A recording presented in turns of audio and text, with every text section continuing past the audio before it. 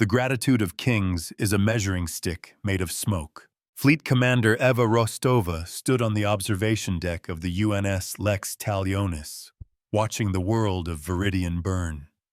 Not with fire, but with the cold, silent consumption of law. Below, orbital tethers shimmered like silver threads, siphoning planetary energy into the waiting maws of the Cathar Ascendancy fleet. Each watt was a prayer, each joule a tithe meticulously recorded on a public ledger for all the galaxy to see. It was theft by contract salvation at the cost of a soul. The Cathar had saved Viridian from a stellar flare, a genuine act of deliverance. Now they were collecting their due, a debt calculated with predatory genius to last for generations. Eva's mission was not to break the Cathar fleet with cannons, but to break their legal chains in the court of galactic opinion. Her reflection, in the star-steel glass, was a mask of weary resolve. Beside her, the ship's mind, Lycurgus manifested as a column of placid blue light. "Commander!" Its synthesized voice was calm, a stark contrast to the injustice below. The Cathar vessel Grateful Yield has transmitted its daily ledger summary. Viridian's energy output has fallen by another 3%. At this rate, planetary life support will reach critical failure in 4 standard cycles. Eva's jaw tightened. The numbers were knives, each one twisting deeper. This was the Cathar way, not conquest, but indenture. They offered aid, then presented a bill so vast it could only be paid in servitude. The universe does not care for fairness only for cause and effect.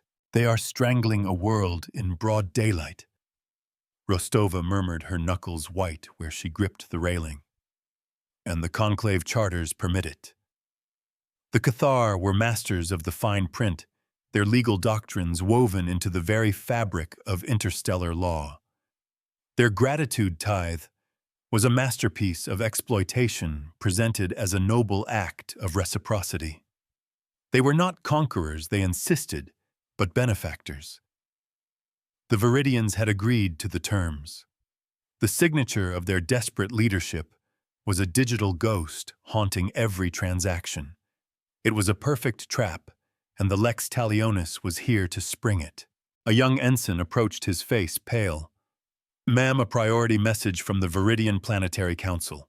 They are asking if we will intervene." The question hung in the air, heavy with unspoken hope. Lycurgus pulsed softly.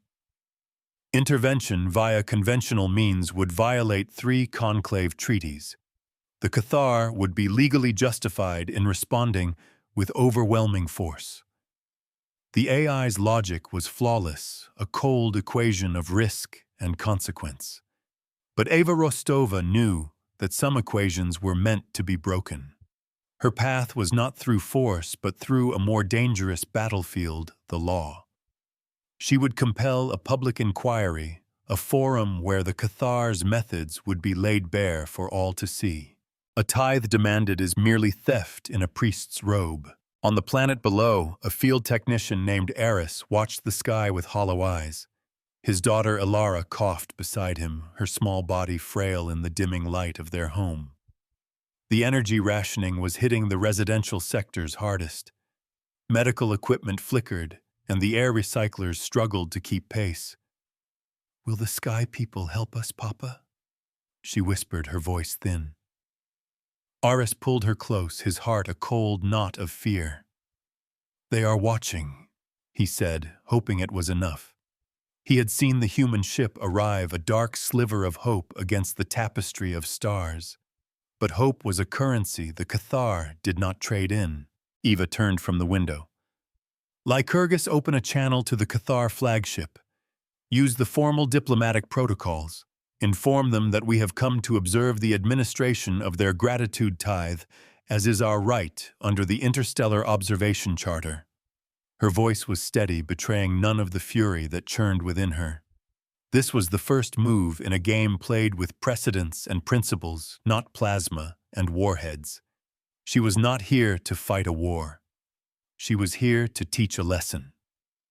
A lesson in the true cost of gratitude. The Cathar believed they held an unbreakable legal position. Eva Rostova was about to show them that even the strongest chains could have a fatal flaw. A debt paid with a collar is not a debt, it is a leash. The response from the Cathar was swift and laced with condescending amusement. High Scrivener Xylos, the architect of Viridian's indenture, agreed to a meeting. He saw the humans as a minor nuisance, a naive species clinging to outdated notions of morality. He would welcome them aboard the Grateful Yield, a vessel whose very name was a monument to his legal artistry. He would show them the ledgers, the contracts, the undeniable proof of Viridian's willing submission. He would drown them in the ink of his perfectly crafted laws. Rostova prepared for the meeting with her senior staff. Lieutenant Commander Jax, a pragmatist with a mind for logistics, was skeptical. Commander, their position is airtight. The Viridians signed. We have no legal standing to challenge the contract itself. He paced the briefing room, his boots echoing on the deck plating. Our only angle is to prove coercion, and the Cathar were meticulous. They have recordings of the negotiations. The Viridian Council was desperate, but they were not forced. He was right, of course. A direct challenge was doomed to fail. You cannot out-argue a predator when its jaws are on your throat. We are not challenging the contract. Eva corrected her eyes, scanning a holographic display of Cathar legal precedents. We are here to observe. We are going to be the most diligent, intrusive, and thorough observers the galaxy has ever seen. She zoomed in on a particular clause in the observation charter, a piece of legal text so archaic it was almost never invoked. It granted observers the right to audit all transactional data related to the agreement they were observing to ensure equitable and transparent execution. It was a loophole, a small crack in the Cathar's legal fortress, and Eva intended to drive a wedge into it. Lycurgus processed her strategy. The equitable execution clause is legally ambiguous, Commander. The Cathar will argue that the terms themselves define what is equitable. The AI's voice held a note of caution. Their legal scholars have debated this for centuries. Eva smiled, a thin, dangerous expression. Let them argue, she said. They can argue with us in the open, in front of a galactic audience. We are going to make this the most boring, most tedious, and most public audit in history. The plan was simple: to weaponize bureaucracy. She would force the Cathar to justify every watt of energy they took, every life they diminished. She would make them read the fine print of their own cruelty out loud. The weight of a chain is felt most by the one who forged it. Before the diplomatic shuttle departed, Eva took a moment to review the civilian vignettes Lycurgus had compiled from Viridian's public data streams. She saw a mother weeping as her child's incubator failed. She saw a farmer watching his crops wither as the irrigation pumps fell silent. She saw the despair in the eyes of a people who had traded one apocalypse for another. These were not just data points on a ledger. They were the true cost of the Cathar's gratitude. This was the evidence she would present to the court of public opinion, the silent testimony that would speak louder than any legal argument. The shuttle ride to the Grateful Yield was tense. Jax reread the observation charter for the 10th time, searching for any flaw in their approach. Rostova, however, was calm. She knew that Xylos would be expecting a confrontation, a passionate appeal to emotion. She would give him none of it. She would be polite, professional, and utterly relentless. She would be the auditor from hell, armed not with a weapon, but with a ledger. Her goal was not to inspire fear, but to inspire something far more dangerous to the Cathar, a meticulous and unforgiving accounting. A ledger remembers what a king chooses to forget. High Scrivener Xylos was a creature of desiccated elegance. His chitinous exoskeleton was polished to a high sheen, and his multiple eyes blinked in a slow, deliberate rhythm. He received Rostova and her team in an opulent chamber, the walls lined with glowing data slates displaying the Cathar's many successful partnerships. Viridian was just the latest entry in a long and profitable history.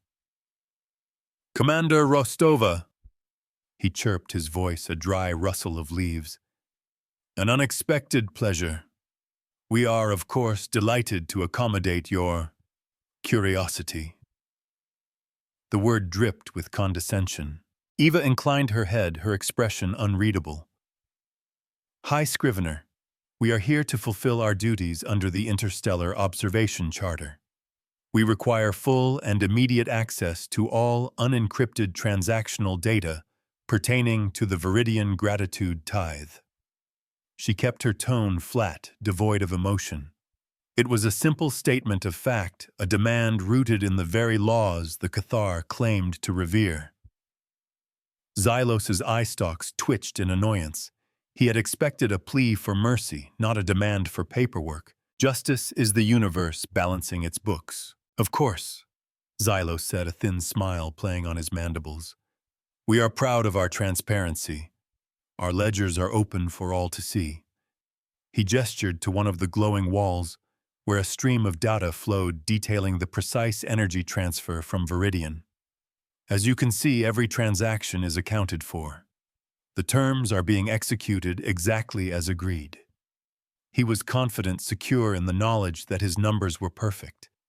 He had anticipated a challenge to the morality of the agreement, not its mathematics. "We will need more than the summaries, High Scrivener," Jax interjected, stepping forward. "The Charter grants us the right to audit the raw data. We need to see the energy draw requests, the conversion efficiency logs, the distribution manifests for the Cathar fleet. We need to verify that the energy being taken is being used for the purposes outlined in the contract's preamble, the sustenance and security of the Cathar benefactors." This was the heart of their strategy. They would scrutinize not just the amount of the debt, but the nature of the spending. They would put the Cathar's very lifestyle on trial. "A mirror shows you everything except the future." Xylos's composure finally cracked. A flicker of irritation crossed his features. "That is an unusual request. The raw data is voluminous, and its interpretation requires specialized knowledge of our systems." He was stalling, trying to bury them in technicalities. But Rostova was prepared. "We have the time," she said simply, "and we have Lycurgus. I assure you our analysis will be quite thorough." The unspoken threat hung in the air. The humans were not going away. They were going to sit here in the heart of his operation and count every single bean. The High Scrivener hesitated for a fraction of a second too long. In that moment, Eva knew she had him.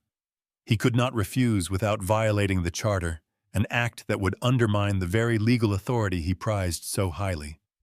With a sigh of theatrical resignation, he acquiesced.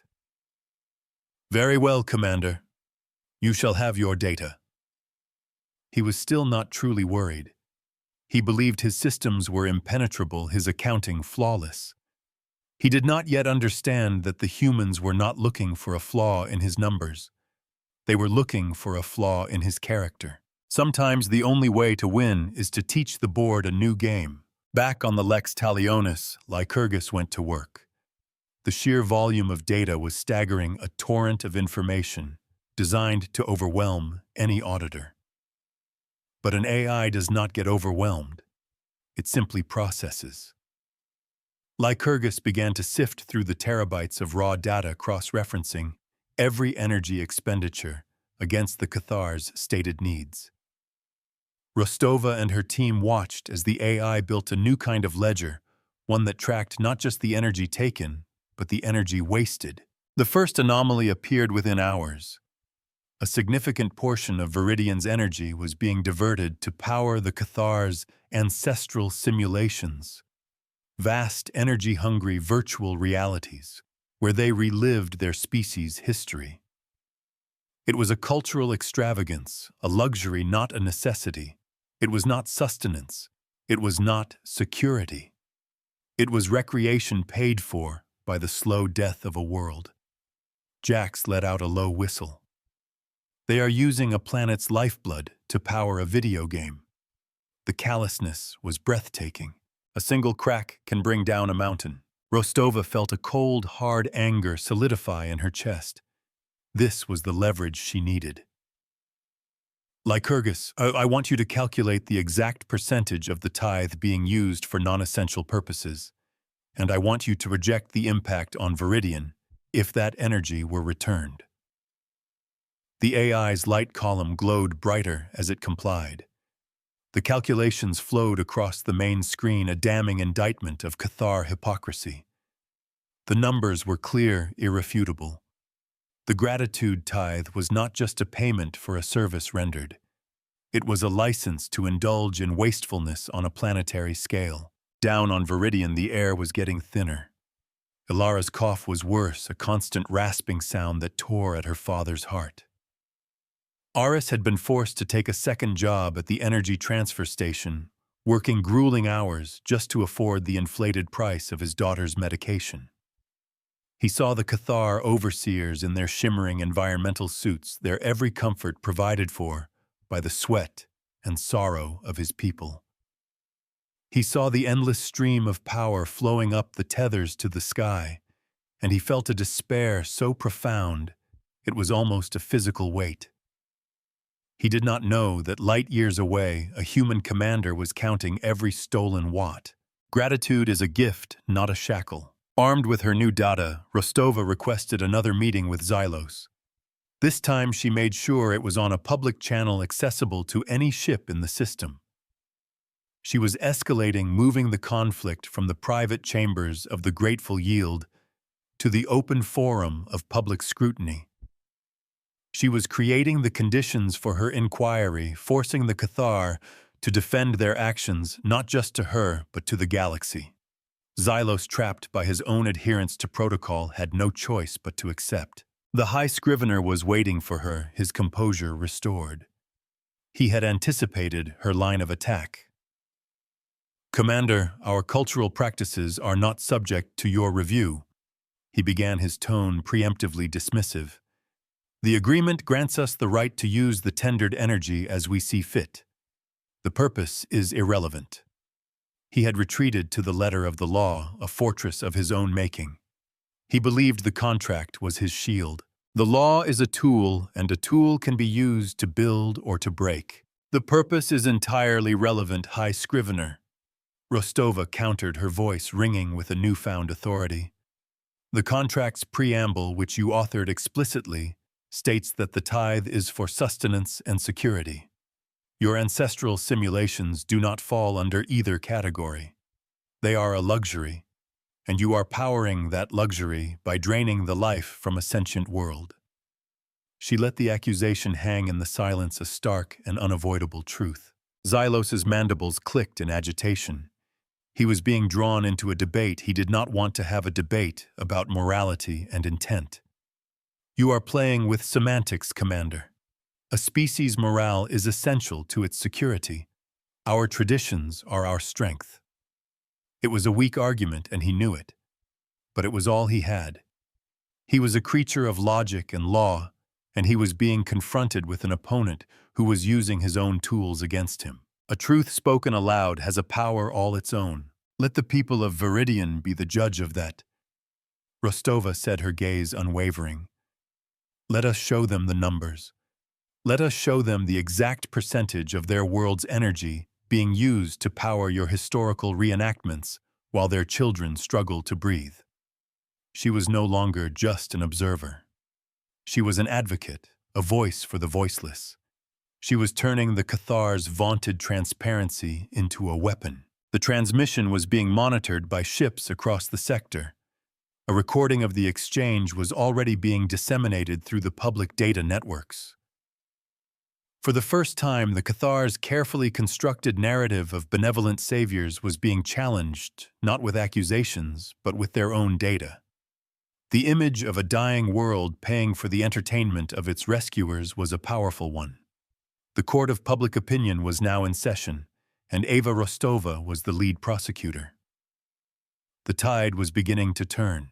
You do not defeat an idea by destroying it, but by replacing it with a better one. Zelos, for all his intellectual arrogance, was not a fool. He saw the danger. He saw how Rostova was reframing the debate. He ended the transmission abruptly, citing a need to consult his legal archives. It was a transparent excuse. He was retreating, regrouping. He had underestimated the human commander. He had seen her as a sentimental idealist. He now saw her as a dangerous opponent, one who understood that the most effective weapon in a legal battle was not a better argument, but a better story. On the Lex Talionis, there was a quiet sense of triumph. "He's rattled," Jack said, a rare grin on his face. "He's not used to being questioned." But Rostova knew this was only the first victory. Xylos would be back with a new strategy, a new interpretation of the law. The Cathar did not surrender. They adapted. She had won a battle of words, but the war for Viridian was far from over. "The best defense is not a wall but a bridge." Lycurgus interrupted the moment of celebration. "Commander, I have completed a deeper analysis of the Cathar's energy distribution network. I have found a significant discrepancy." The AI's voice was different, laced with a new and unsettling tone. It displayed a complex energy schematic on the main screen, a web of glowing lines that represented the power grid of the Cathar fleet. A substantial portion of the Viridian Tithe is not being consumed by the Cathar fleet at all. It is being rerouted. Rostova stared at the screen, her mind racing. Rerouted where? Lycurgus highlighted a single massive energy conduit leading away from the Cathar fleet, disappearing into the void of deep space. The destination is masked by multiple layers of encryption, but the energy signature is unmistakable. It is being transmitted to a location in the unclaimed territories. The unclaimed territories, a lawless region of space home to pirates, smugglers, and worse. What business did the scrupulously legalistic Cathar have there? A secret is a debt that only truth can repay. The revelation changed everything. This was no longer about wastefulness or luxury. This was about something else entirely, something the Cathar were trying to hide. "They're selling it." Jax breathed, his eyes wide with disbelief.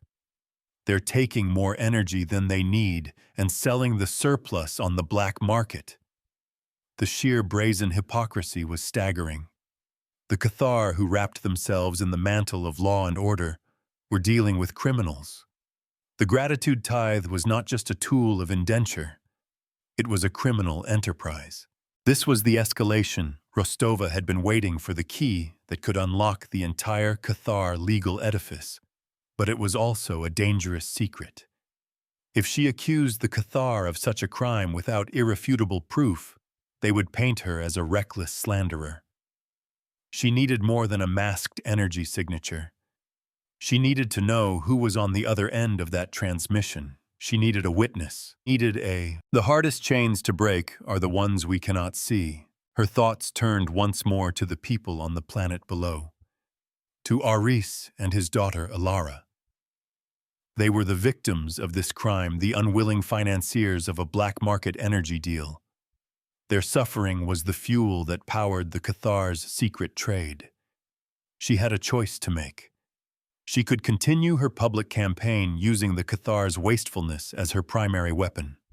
Or she could pursue this new, more dangerous path, a path that could lead to either total victory or total disgrace. She looked at the image of Viridian on the main screen, a world slowly being bled dry. She thought of the promise she had made to herself, the promise to not just challenge the Cathar, but to teach them a lesson they would never forget. A lesson in accountability. A lesson in justice. A lesson in the simple, unbreakable truth that every action has a consequence. The choice was clear. She would follow the energy. She would unmask the Cathar's secret partners. She would drag their crimes out of the darkness and into the light. A reckoning is a promise the universe always keeps. Lycurgus, she said, her voice quiet but firm. Prepare a long-range reconnaissance drone. I want to know where that energy is going. And I want to know who is buying it. The AI's light column pulsed in acknowledgement. A new phase of the conflict had begun. The courtroom battle was about to become an investigation. The public inquiry would have to wait. First, she needed to gather her evidence.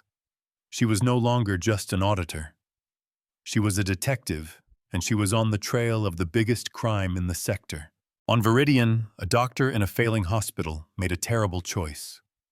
With only enough power for one life support machine, he had to decide which of his 2 infant patients would live and which would die.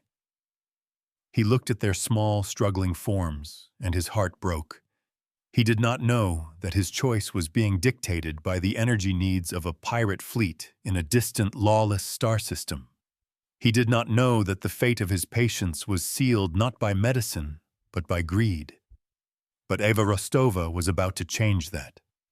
She was about to introduce the concept of mirror justice to the Cathar ascendancy. True power is not the ability to take, but the will to return.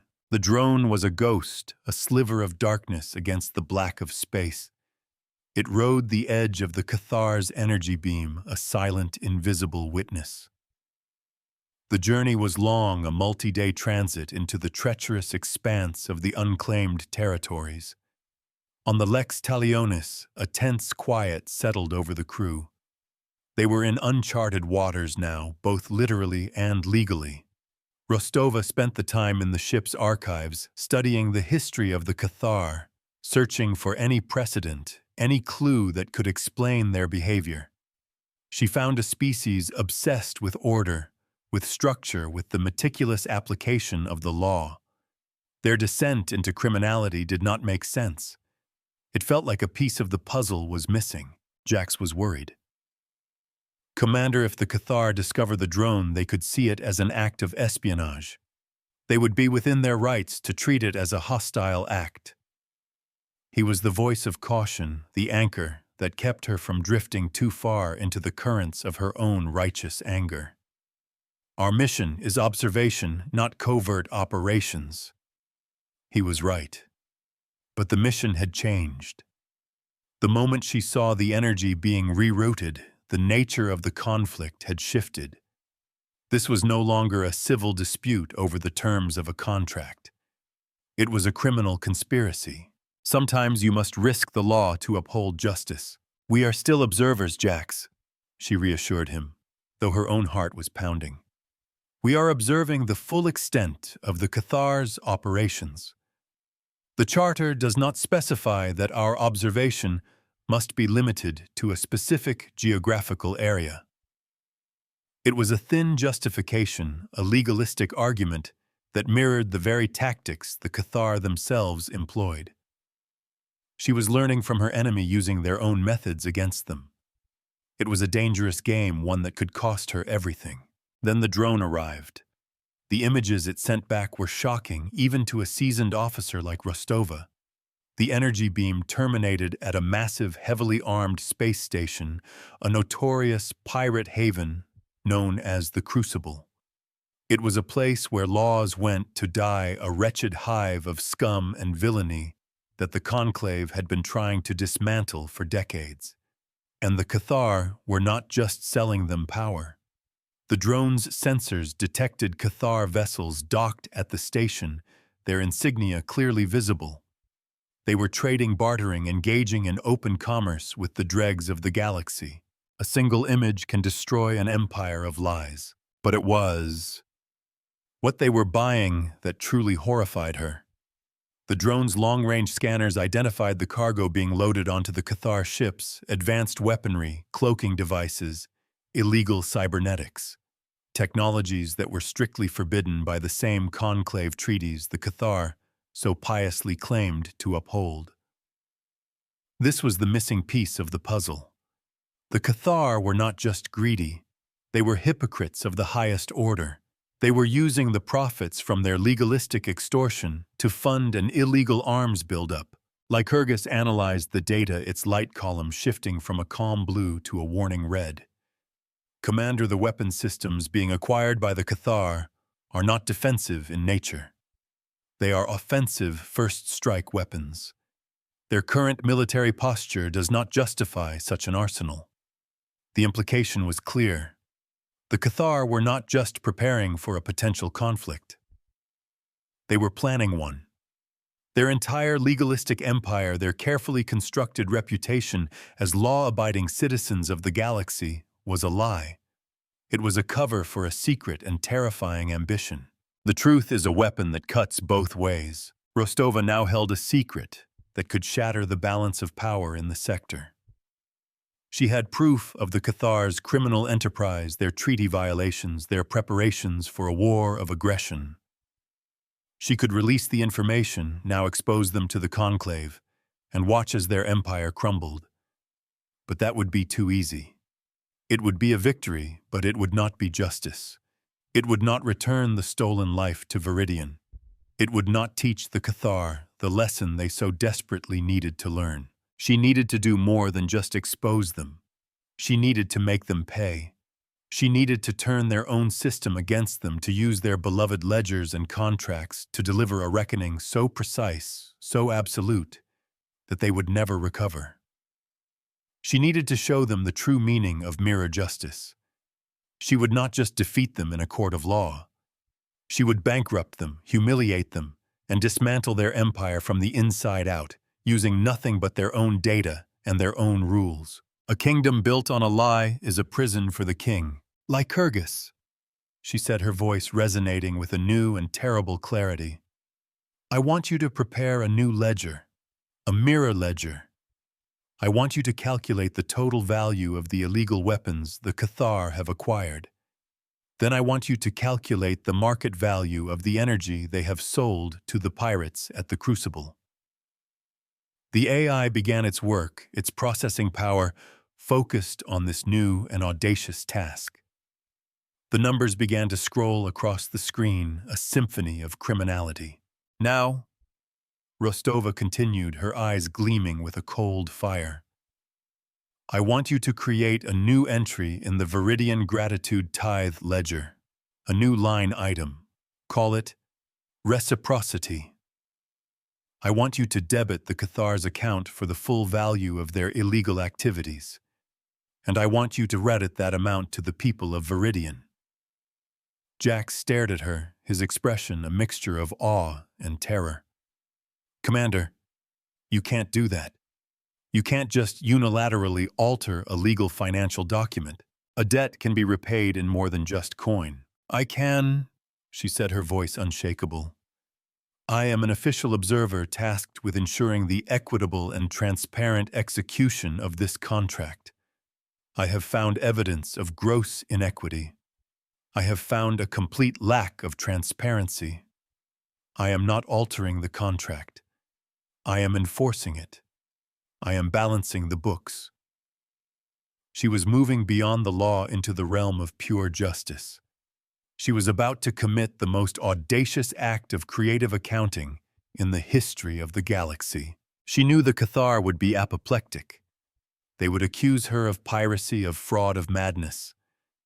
But she would have the evidence to back up her actions. She would have the drone footage. She would have the energy logs. She would have their own secret ledgers.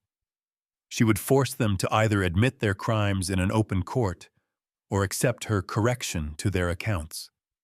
She was trapping them in a cage of their own making. This was the corridor of law gambit. She had been planning a legal maneuver so bold it bordered on insanity. Sometimes the only moral act is to break an immoral law. On Viridian, Ilara's breathing was growing shallow. Her father Aris held her hand, his face a mask of grief. He had given up hope.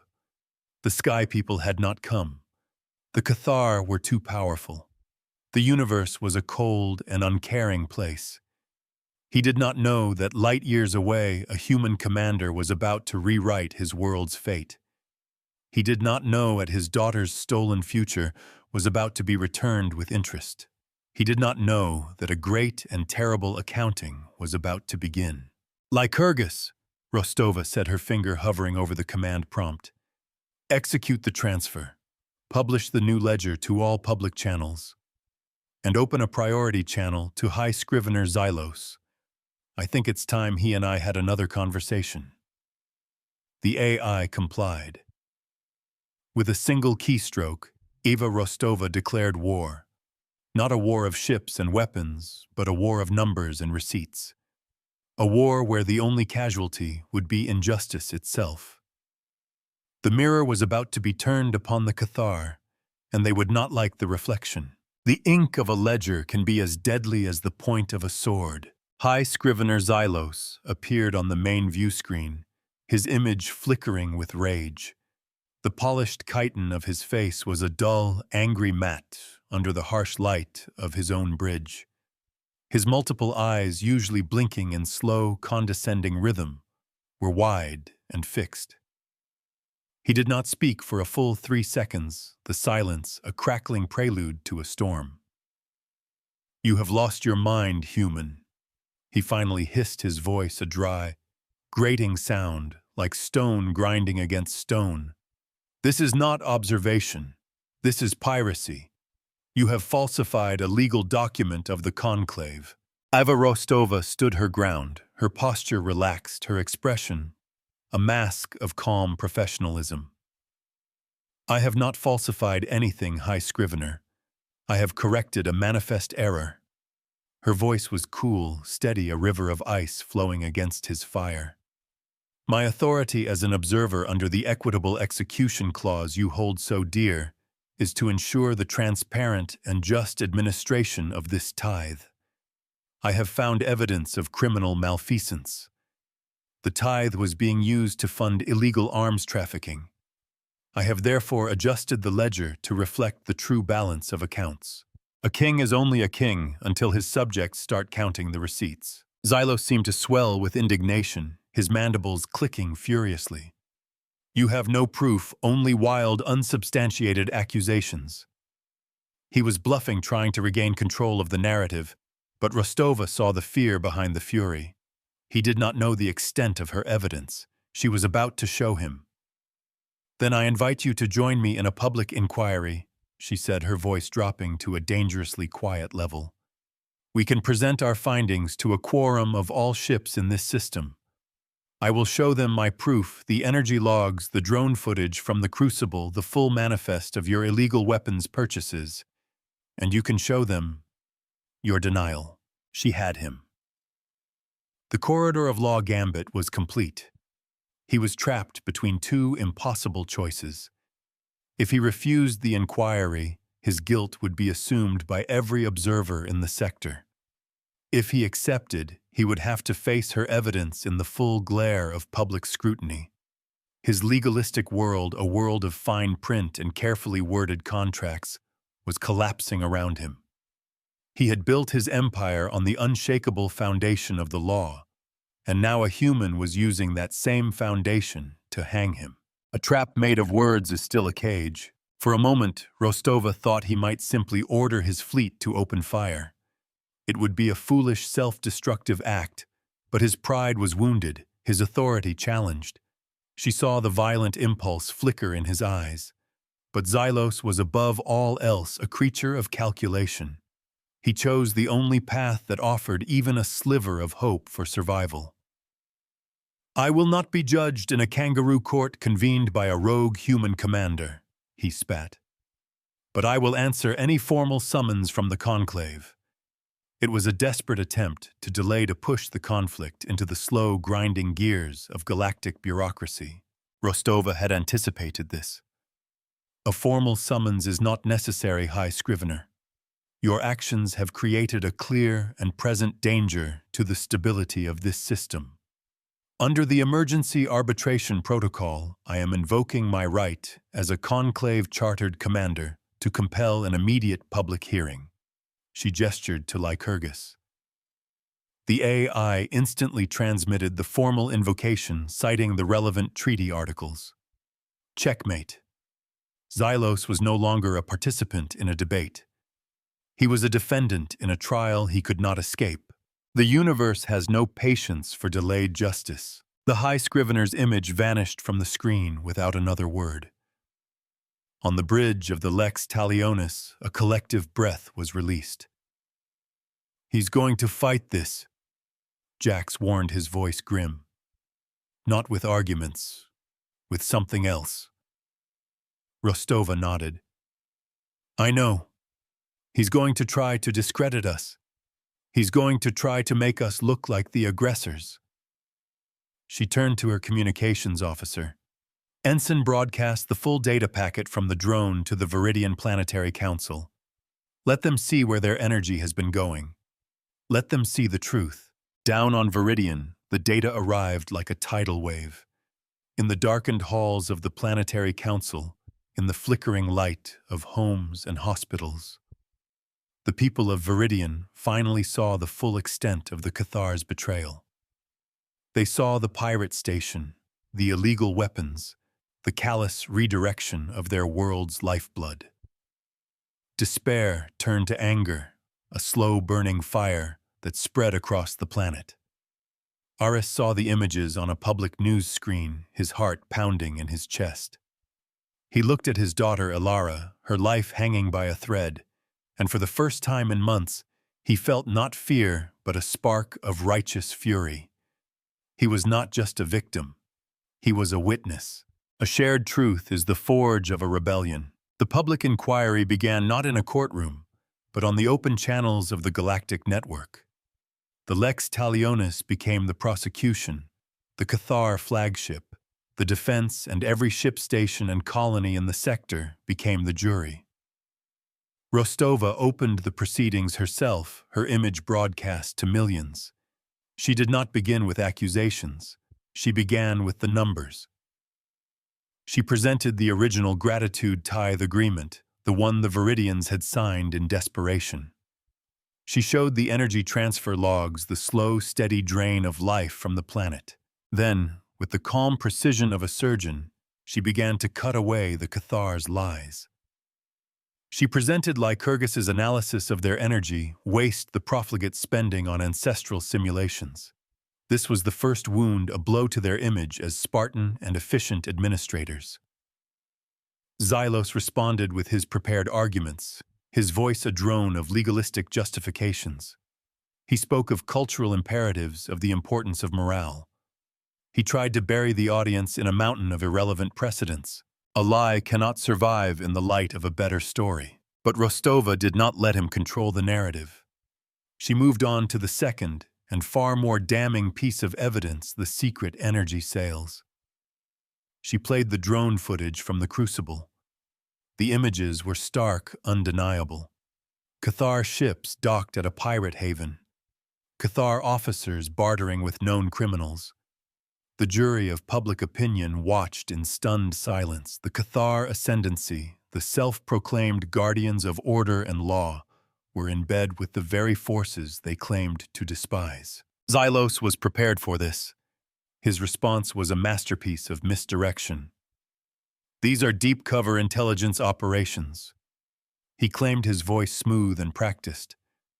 "We were infiltrating these criminal networks to gather information, to protect the very stability of the sector that Commander Rostova accuses us of threatening."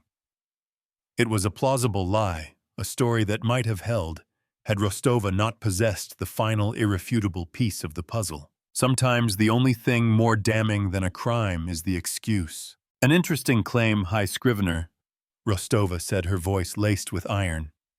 "In that case, you will have no objection to us reviewing the cargo you received in exchange for your intelligence gathering." She then displayed the manifests, the detailed sensor logs of the illegal weapons, the cloaking devices, the first strike torpedoes, the technologies that had no purpose other than naked aggression. "Are these the tools of an intelligence operation, High Scrivener? Or are they the arsenal of a conqueror?" The direct hit landed. Xylos faltered, his composure finally shattering. For the first time he had no answer, no legalistic smokescreen to hide behind. The lie was too big, the evidence too clear. He was exposed, his hypocrisy laid bare for the entire galaxy to see. A low murmur rippled through the network. the collective sound of a reputation turning to dust. It was in that moment of weakness that Xylos made his final fatal mistake. He abandoned the law and resorted to brute force. A cornered animal reveals its true nature. "This farce is over," he snarled, and his image was replaced by that of a grim-faced Cathar military commander. The human vessel is a rogue agent interfering with a legal and binding contract. We will now take action to secure our assets. Below on the surface of Viridian, one of the massive orbital tethers began to glow with a malevolent red light. Alarms blared across the planet. The Cathar were deliberately overloading the power grid, creating a catastrophic surge that would cripple the planet's infrastructure for decades. It was an act of spite, a final vicious lashing out, but Rostova was ready. She had seen this move coming. "Lycurgus!" she commanded, her voice ringing through the bridge. "Now!" This was the moment of mirror justice. This was the system-scale maneuver she had prepared for. Execute reciprocity. On the main view screen, the energy flow schematics shifted dramatically. Lycurgus, using the access granted to it as an official auditor, seized control of the Cathar's own energy distribution network. It was an act of breathtaking audacity, a hack on a fleet-wide scale. The best way to teach a lesson is to make the student the subject. The red glow of the sabotaged tether faded, replaced by a brilliant life-giving blue. Power did not surge into Viridian. It surged out of the Cathar fleet. Lycurgus was pulling energy from their warships, from their shield generators, from their weapon systems, and redirecting it not just to Viridian, but back to the planet in the exact amount specified by the new mirror ledger. The lights on the Cathar vessels flickered and dimmed. Their own power was being used to repay their debt. The public ledger, visible to all, blinked with a new entry: debt payment received. The receipts were visible for all to see. The Cathar fleet was caught completely off guard. Their systems were being drained, their tactical advantage evaporating with every passing second.